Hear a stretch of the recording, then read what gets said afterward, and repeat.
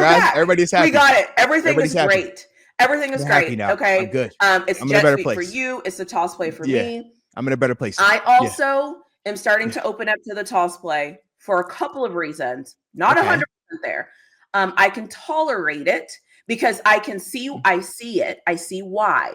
I just think that sometimes we still call it slightly too much, but whatever. It is what it is. Everything's not going to be perfect.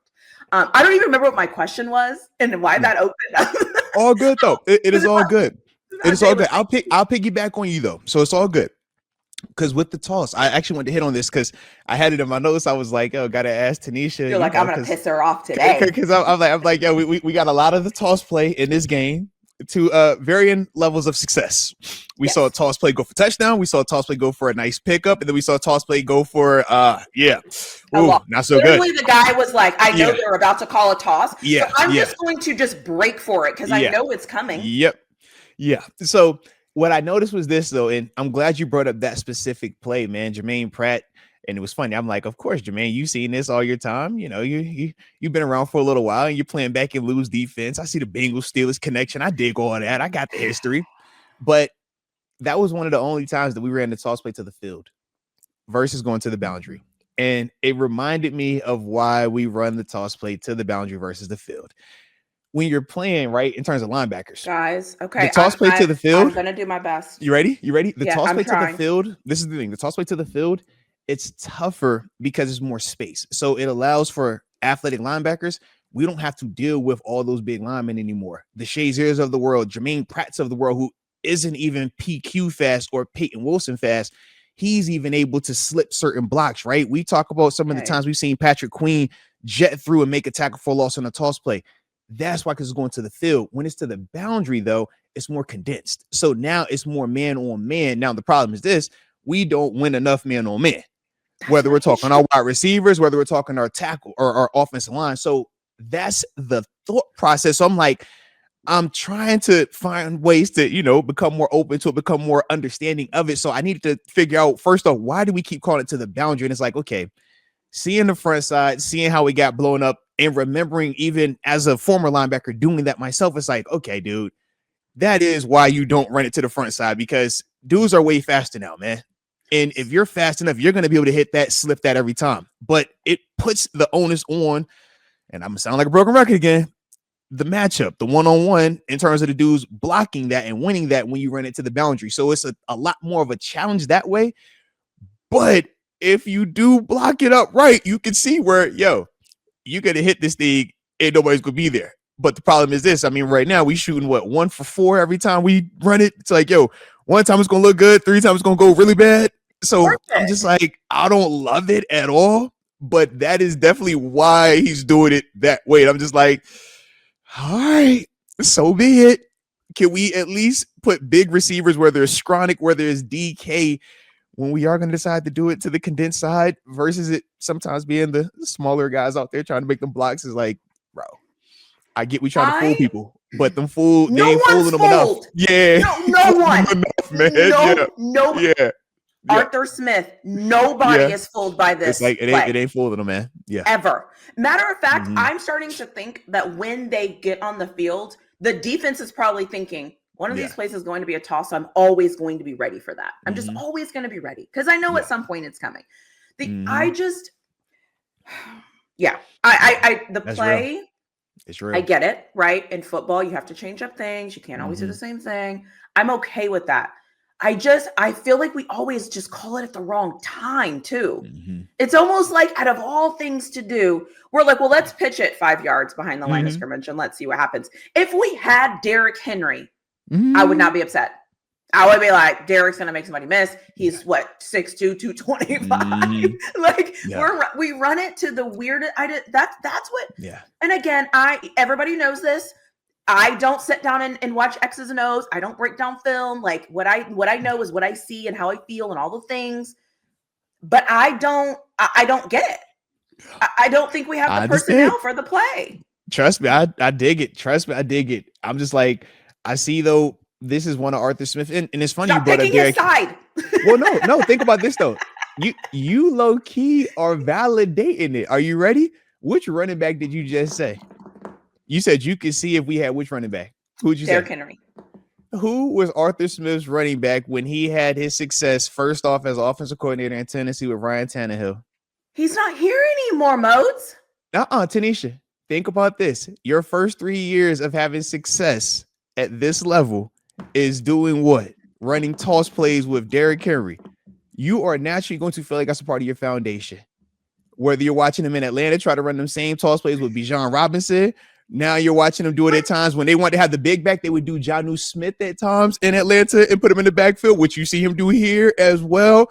And that is why, though. I'm with you, but that's it, though. And it's like in the same way with Coach Tomlin, right? Coach Tomlin loves the Tampa 2 defense. Why? When he first came in the league and had success in Tampa Bay when they won the Super Bowl, what were they running? The Tampa 2.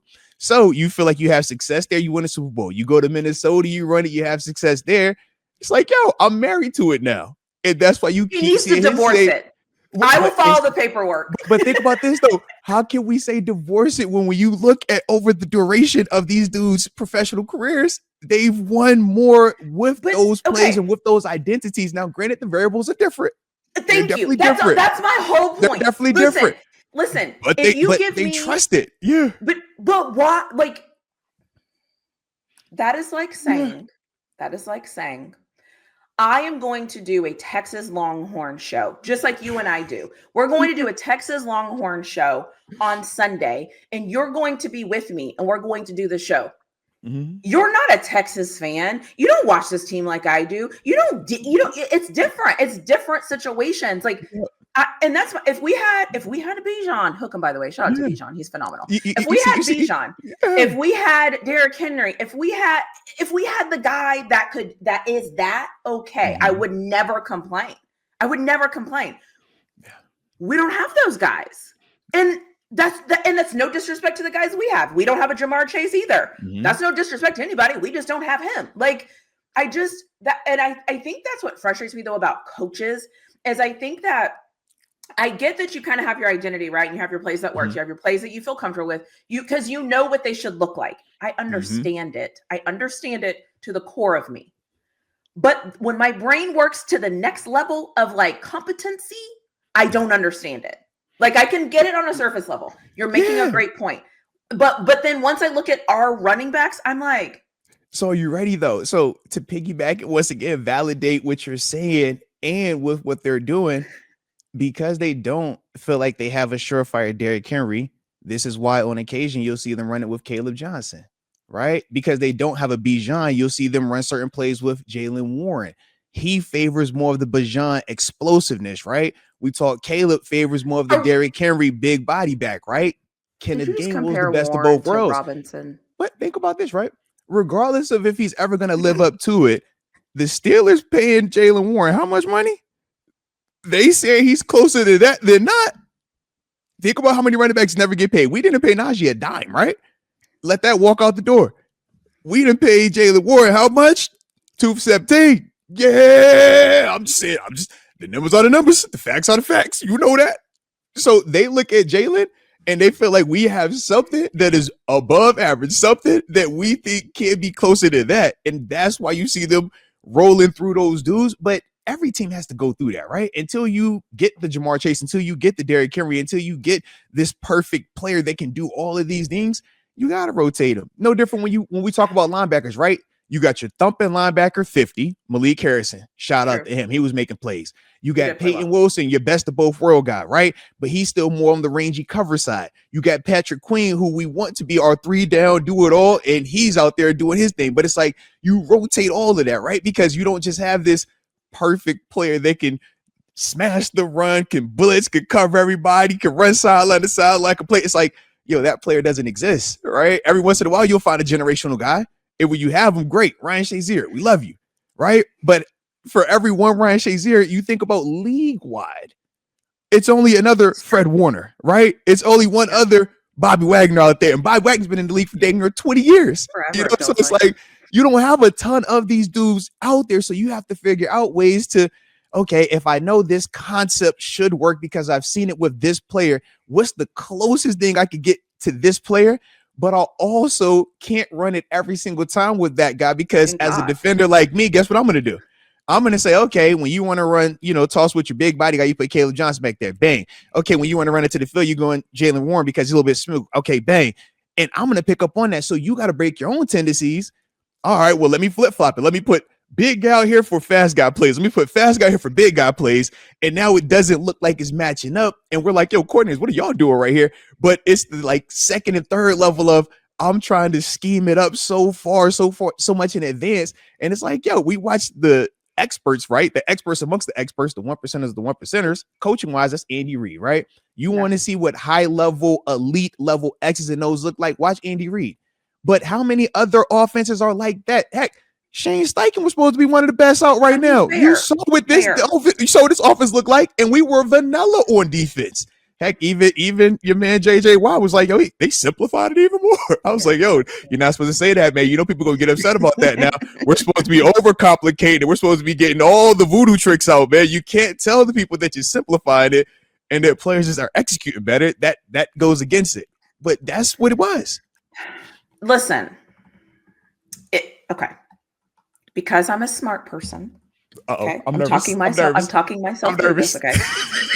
You make me nervous. I'm a smart person, and I can use my brain, and I can compromise. You're making good points. If we use it three times, you know what? You know what? You know what? Too many. If we use it 4, I'll give it 4 because I think that's where I reach my peak where I'm like, I don't want to see this damn play one more time today. Okay. This is really hard for me. Can I get a 2-toss maximum? I like a 2-toss maximum. And that's all I'm saying is like, I think I get the football side of me understands that you have to change it up, right? You have to show different looks. You have to do different things. You have to show them that doesn't like you have to. I understand that. I get that. I just think I feel like it's our like go-to. That's what bothers me is that if it's in your playback, because I see other offenses run it. Right. I mean, Sark runs it at Texas. I see people run it, whether it's Texas usually got the speed advantage to run that thing, though, man. Like, you see what I'm saying? So whether it's a pitch, whether it's like a whatever it is, like right. So it's not the play itself because obviously I get the play. It's just I feel like it is our go-to play, and that I think that's what frustrates me is because. Why are we trying to like milk the clock and go forward and we're running a pitch play backwards? So in the fourth quarter when we're like, I don't know. I just feel like, why are we going backwards? Listen, you are spot on. And once again, everything you just said, I'm going to validate you real quick. All right. But I'm also let you know why they're doing it. So you brought up you brought up where the weakness of our offensive line is right now. What did you say when we came in here last week? You said, man, I'm not worried about our tackles. We're worried about guard, center, right? Guard. Yeah. So if I'm trying to stay on schedule and I don't want to have negative plays because I'm running A gap, B gap behind guard, center, guard, who we're seeing have been struggling, what's the flip side? I got to go outside, right? Go outside. So what they're doing is this, though, right? They run the toss play a lot. The other thing that they're doing is this, and I look at the toss play even differently now because it's also being utilized with the pass play that goes in this the quick throw that they're doing to Kenneth Gainwell out the backfield where he's sprinting right now and Rodgers tosses it to him and he catches it and hits it up the sideline for 7-8 yards. That's all it is. But they know if I run that play every single time as a linebacker, you know what I'm going to say? I'm going to shoot this, and eventually I'm going to catch this pick. Or my outside corner, we're going to switch to cover 2. He's outside in, and I'm going to kill shot. It's going to look like Reggie Bush getting hit by, what was it, Lito Shepherd or whoever that was when he was with the Saints. He had him crawling on the field. That's what it shifts to. So you got to switch it up a little bit. So that toss play, it's we can't hit you here because interior, we're still trying to improve. So I know I want to get you out here on the perimeter, but if I throw it out here every time, which we have a lot of success with that play, it's going to get too noticeable and you're going to be able to account for it, right? So do the toss play is less probability of fumble, right? Because it's an easier catch and it's closer. it's also a less probability of it getting tipped. You don't have to worry about that DN outside linebacker rushing up the field versus Broderick getting a hand up, or versus Troy getting a hand up. And it doesn't allow for that secondary defender, whether it's a corner or it's a nickel guy, to just shoot that. And now when that ball's in the air, he's either getting kill shot or it's a pick. And now it's a foot race to the end zone. So that's how they're also trying to supplement that play and get it in there with that toss. So it was like, I'm seeing it, even though I don't like it.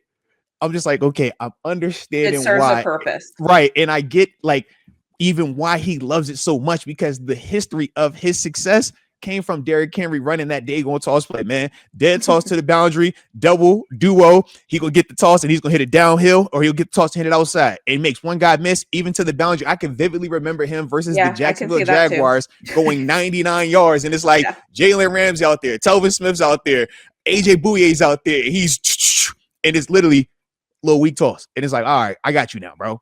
So I get it. I don't like it, but I get it. And I'm glad that you even brought up the Derrick Henry part, because I'm like, being boom, light bulb, like even more so why he wants to run that and why we're seeing the different people. But it pays to have Derrick Henry, man. Clearly. All right. Yeah, Derrick Henry makes that play look work. It makes that play look way better. Okay.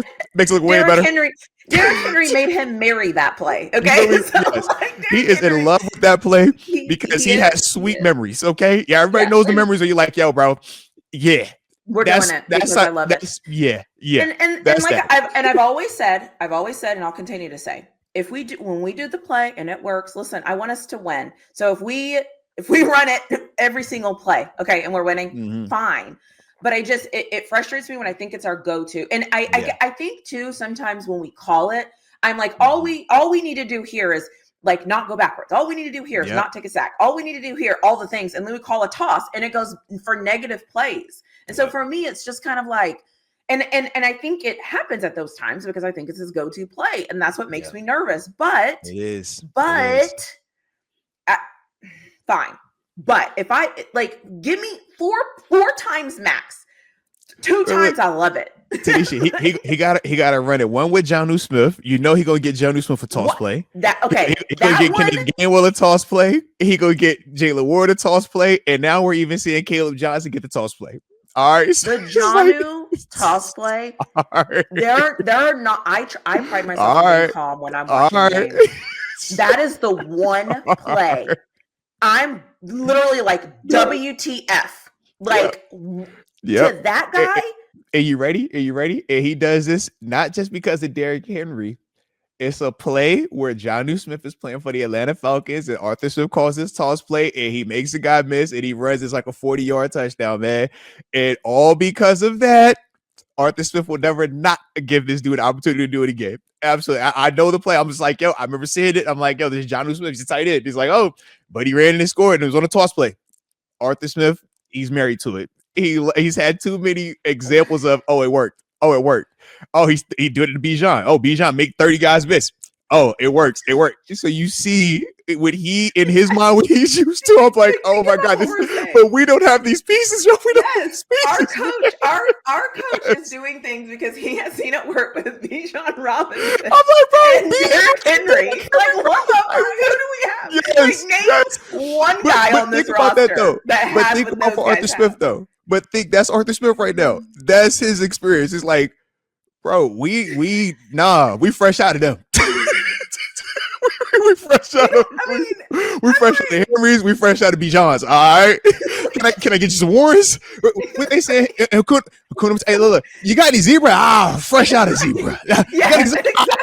Fresh out of that. Let's eat the bugs. All right, come on, man. Like, who on our team is like them? Like, we're like, I heard somebody say with Jalen Milroe, if you squint a little bit, he looks like Lamar Jackson. So if you squint a little bit, okay, so moving forward, when you see a toss play, start to squint. And then is that Henry or is that Bijan? And he'll look kind of like Derrick Henry. And then we'll come back to the show and we'll say, when you saw that toss play, did it look like Bijan to you or did it look like Derrick Henry when you were squinting? Because that's the only way. And bless Jonnu Smith's heart. How old was he? Come on now. Like, come on now. How many years ago was that play? Like, come on. Yeah. And that's no disrespect to Jonnu Smith. By the way, Jonnu Smith, catch the ball, bro. Come on Catch now. the ball. We're gonna add him to the list, and it's all our paid guys. It's all our high pedigree dudes. DK, John New, Dago, and Darnell. I'm like, are we serious right now? 100 mil, double digit mil in high pedigree draft. Like, come on, bro. Y'all know what y'all doing here, man. Cut it out. Cut it out. The ball. Catch the ball. Like, I am so tired of seeing them drop passes. You know what? I need to get myself to a Steelers game, but sometimes I'm like, man, I need to be at home because like somebody's gonna see me on the Jumbotron going, what the hell is that? Like, what was that? Because I'm looking for the replay. So I'm like, because some of these plays, I'm like, guys, why are we not catching it? Yep. Why are we not catching the ball? Like, I don't know. So listen, I'm still not a fan of the toss plays. I'm never going to be a fan of the toss plays, but I'm willing to concede that they're going to be a part of this. I just need us to be smarter with them. That would be great. And then I'm going to squint next time I see it. And I'm going to come back and I'm going to say the first time I saw it, he kind of looked like Derrick Henry. The second time I saw it, I saw him cut kind of like Bijan. Like, that's what I'm going to say. Because nobody cuts like Bijan. Like, nobody, like. Thank you. Like, what are we talking about? Like, these are the guys, but that's Arthur Smith right now. Yeah. Man. So I'm like, we just gotta learn to love it, learn to accept it, and pray, or maybe not learn to love it. We'll just we gotta accept it because he's a part of the family. You know what I mean? It's like, yo, we in this relationship with him. All right, regardless of how we got here, we're here. All right, and it's like we gotta work together. We gotta coexist. We gotta love each other in some capacity. This is gonna be our argument. I'm learning to understand him. Yeah, that's what it is. This is our relationship argument. Is going, and to I don't even like it because I'm taking a stance with a play that I've already been very vocal about not liking. I don't like the toss. I don't like it to the boundary because it's condensed. But then seeing it to the field, I'm like, oh yeah, I remember why we don't run into the field also because man, highlight play for a linebacker. That's what we think. Highlight. This is my tape right here. This for sure gonna be on my tape. Oh, I can't wait to put this on the tape right here. It happens. Yeah. Shoot, I remember Jets. I'm like, yep. Bills were I'm like, yo, throw the toss. Gotcha. Let's ride. So I know. I get it. I get it. What Selfish. a mess. Selfish. What a mess. I just